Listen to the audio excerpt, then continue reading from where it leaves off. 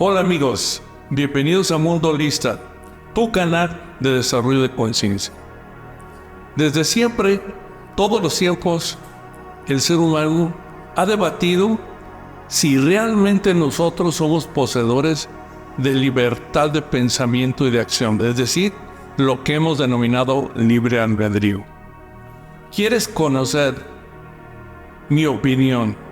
¿Quieres conocer un análisis profundo de esta circunstancia? Acompáñame para que juntos lo revisemos.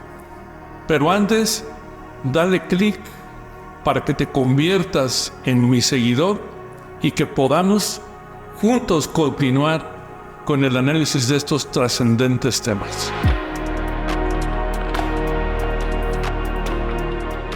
Podemos imaginar que los antiguos griegos, cuando Sócrates convocaba a otras personas y otros debatientes para que en la Acrópoli estuvieran discutiendo en función de temas trascendentes desde el punto de vista de la conducta de los seres humanos, de la forma en cómo era la conducción de estos, cómo se requería que una persona, de una manera o de otra, tuviera la disposición para hacer las cosas de bien.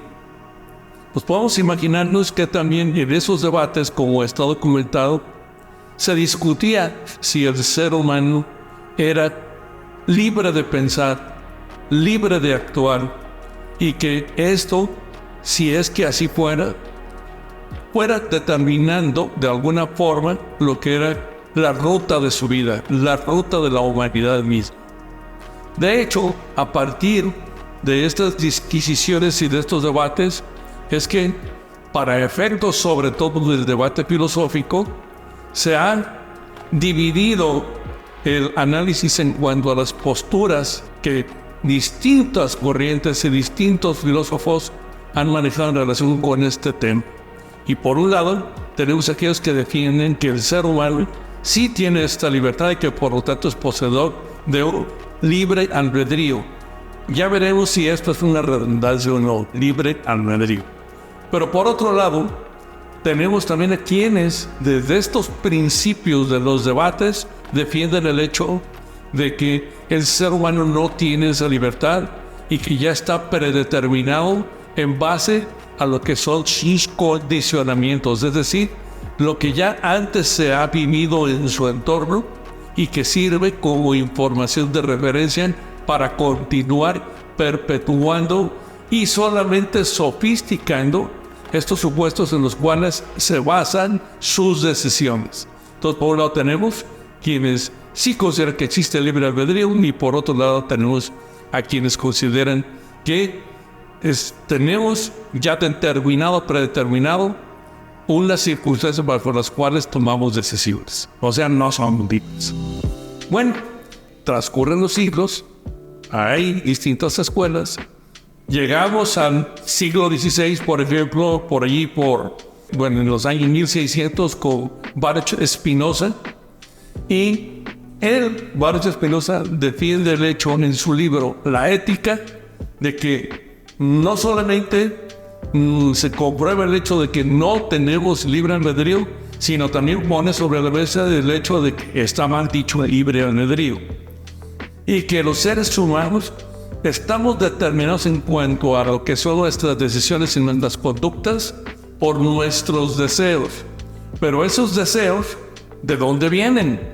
Esos deseos vienen de cómo se ha leído al mundo que nos rodea en cuanto a las condiciones personales, sociales, políticas, en cuanto a lo que es la historia de la humanidad misma. Es decir, estos deseos vienen desde un origen y se han ido revolcando como olas a través de los siglos.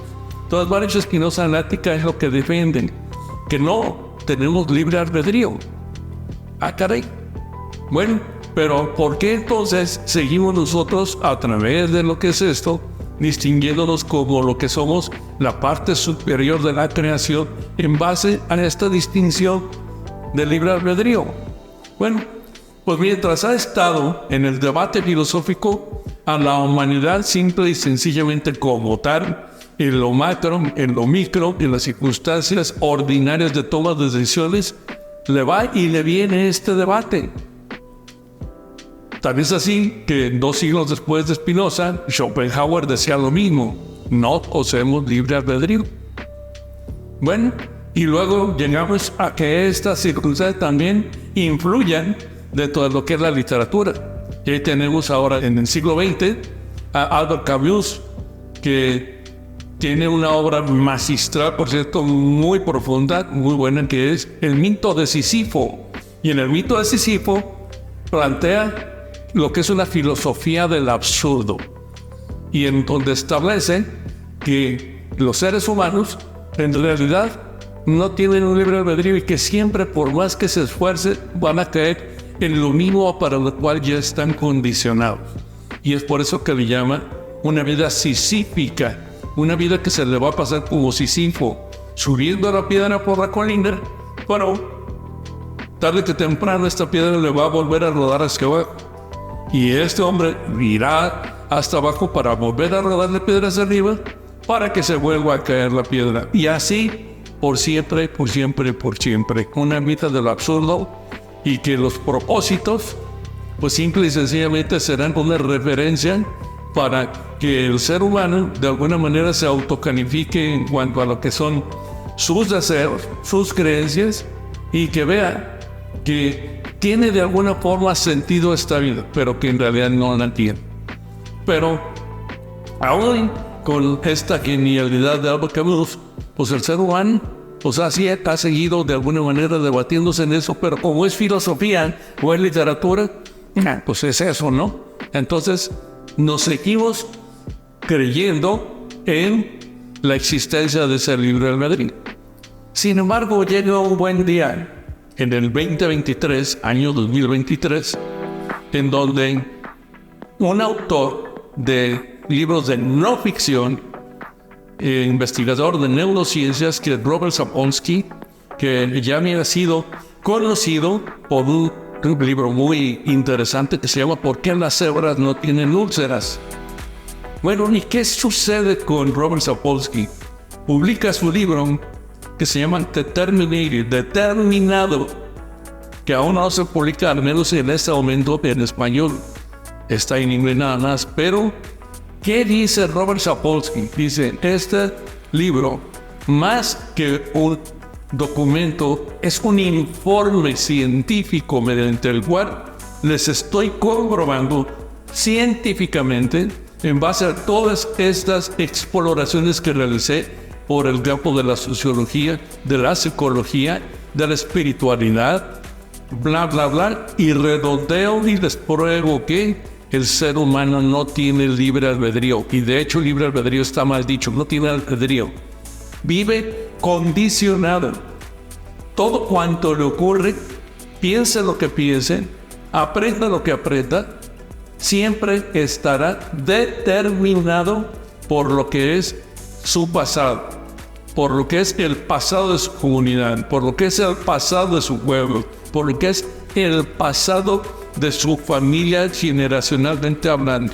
Entonces, todo lo que hacemos nosotros es sofisticar esta materialización de condicionamientos, los sofisticamos y los aderezamos con el crecimiento de la tecnología, el crecimiento de un lenguaje más sofisticado, pero que de cualquier manera nos va a llevar a estar determinados, predeterminados. Entonces, Robert Sapolsky prueba en este documento que el libre albedrío no existe y que por lo tanto el ser humano está determinado. Por ahí el nombre de su libro.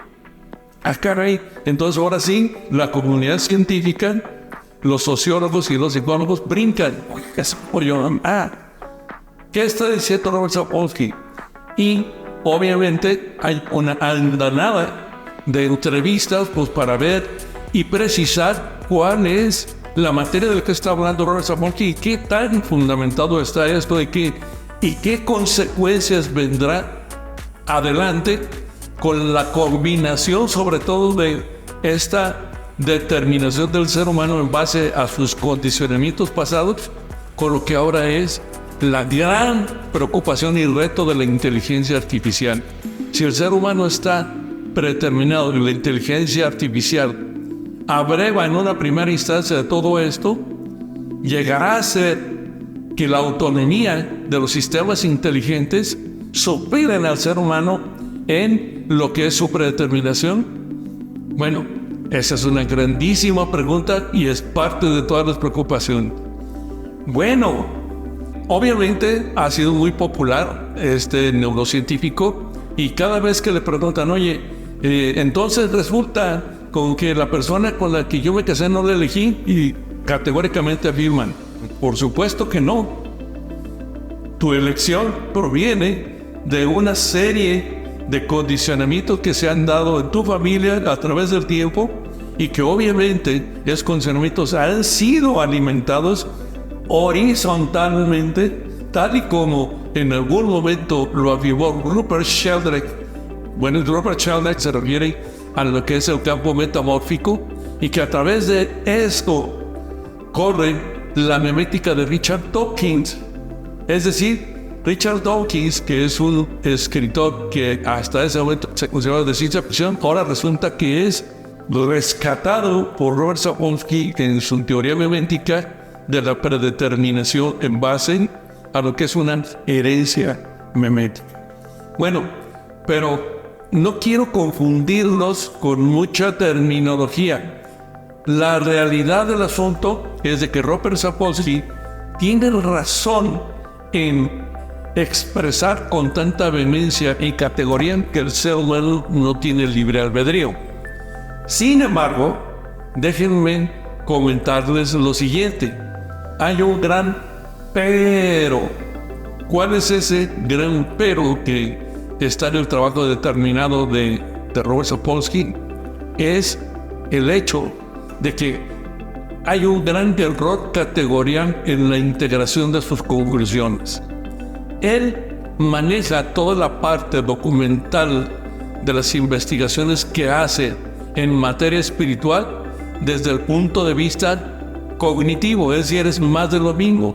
El conocimiento conceptual está alimentando su investigación, cuando en realidad hay un eje que es transdisciplinario que no lo está considerando. Transdisciplinario quiere decir es un eje transversal al conocimiento conceptual, que es toda la ciencia conocida desde el conocimiento conceptual, tal y como la conocemos. Los libros, la información, la digitalización de la información, lo que existe en la nube, todo eso es datos, información, que es lo que él está procesando para llegar a esta conclusión.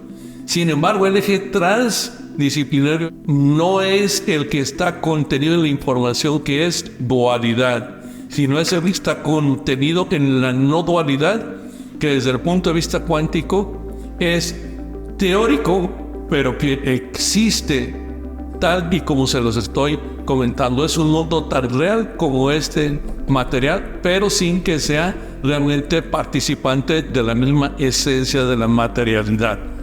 Bueno, pero ¿y esto qué?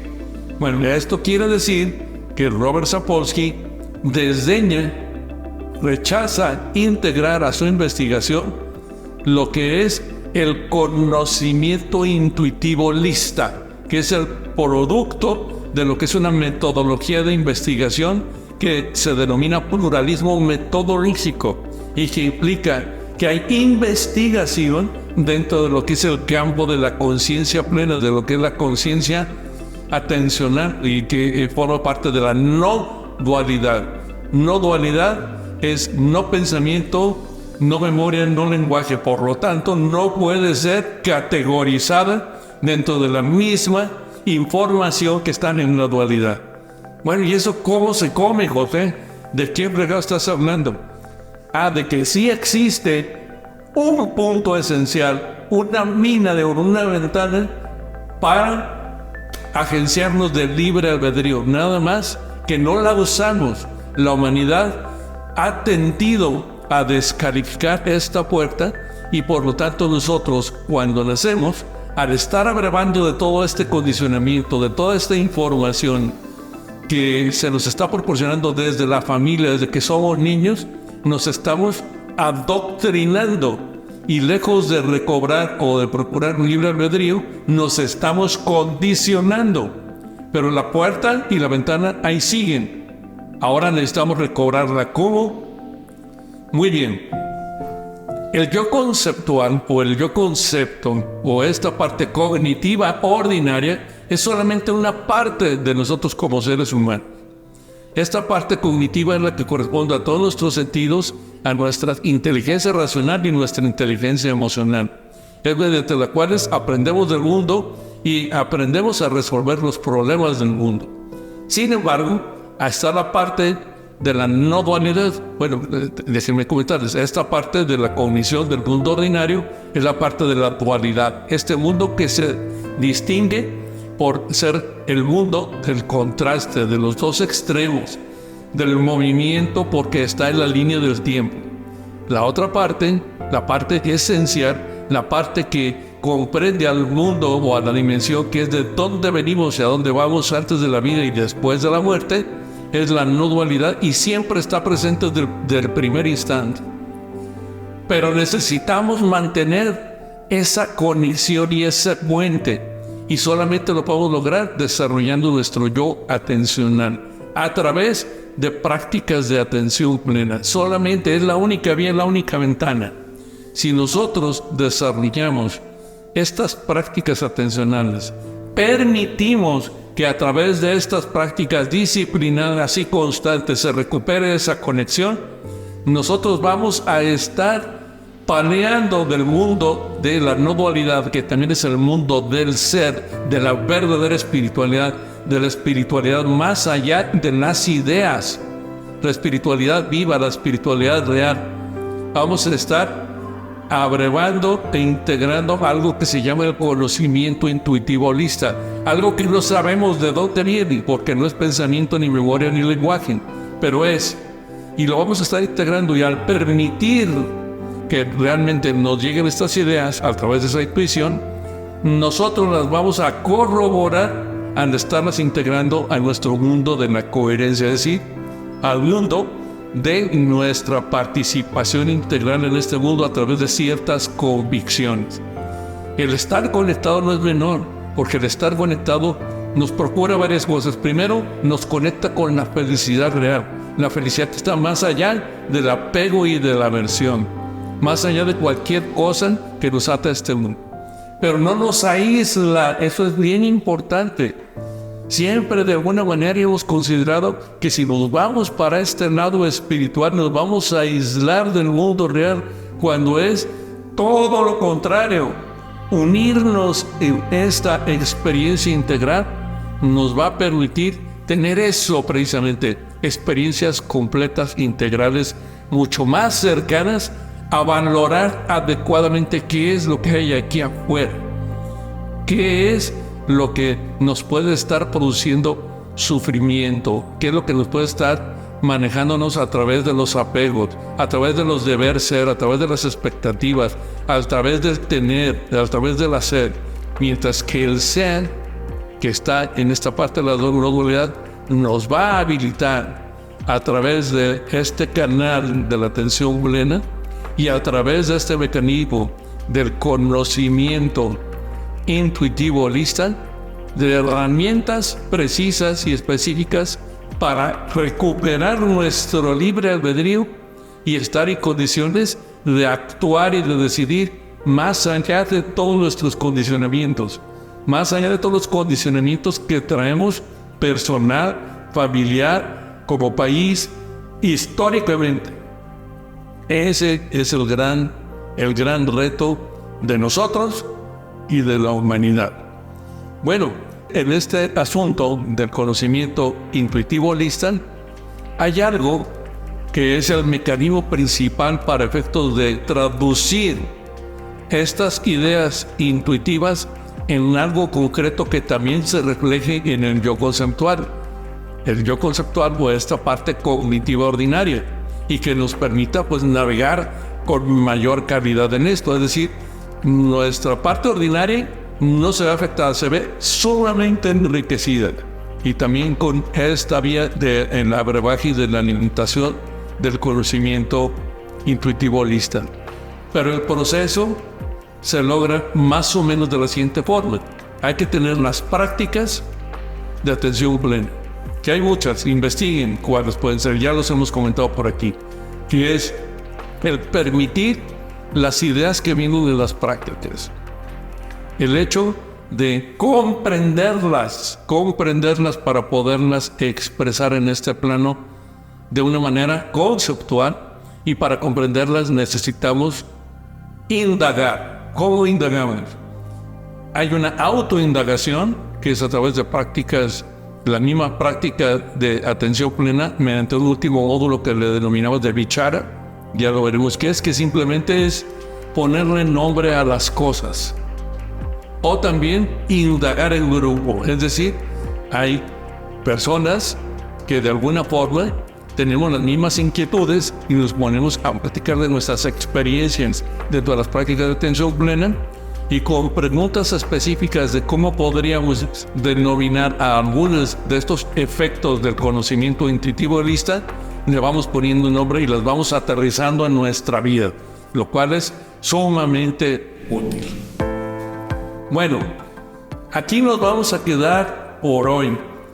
Primero, el gran cuestionamiento a través de la obra de Robert Sapolsky de si estamos determinados, pero también la gran esperanza que tenemos, de hecho, de que ahora se presenta como un reto mucho más necesario el ir hacia lo que es el hackeo de nuestra zona de confort, salir de nuestra zona de confort e introduciéndonos en una disciplina de prácticas de atención plena.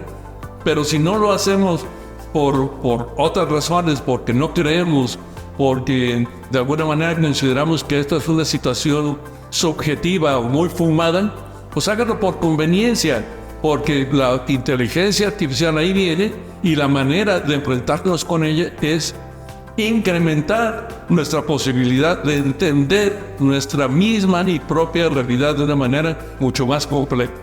Y esto, disculpen, pero no hay otra manera de hacerlo. Me crean o no, lo consideren viable o no, la realidad es esa.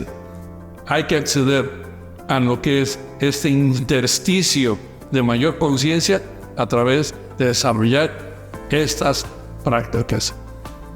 Denme toda su retroalimentación, sus ideas. Ya ven, digo, yo me manifiesto total y completa abierto a este debate como parte también de lo que es la posibilidad de simple y sencillamente considerar todas las posibilidades. Las podemos comentar, las podemos debatir. Sin embargo, pues insisto, no hay otra ventana, no hay otra puerta. Hay que recuperar esta conexión. Esta es lo que de todo el mundo en este momento es lo que procedería. Sin embargo, nuestro sistema, en la parte de afuera, nuestro sistema cognitivo ordinario, es un amante recalcitrante de lo que es nuestra zona de confort. Nos va a través de resistencias a tratar de quitarnos estas ideas de cambio, estas ideas de completud, estas ideas de integración, de holismo. ¿Por qué?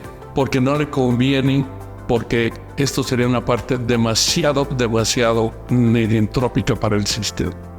Sin embargo, esa es la vía, ese es el canal. Les agradezco mucho su atención. Por favor, denle clic aquí abajito para efectos de que me sigan y que podamos seguir nosotros desarrollando este tipo de temas. Espero que esto les haya sido interesante, que haya sido de su agrado, y si no es de su agrado y les incomodó, mejor aún, porque entonces por ahí está el asunto. Si les incomoda, es porque ahí hay una beta a desarrollar para su propio beneficio y desarrollo. Les mando un abrazo y hasta la próxima.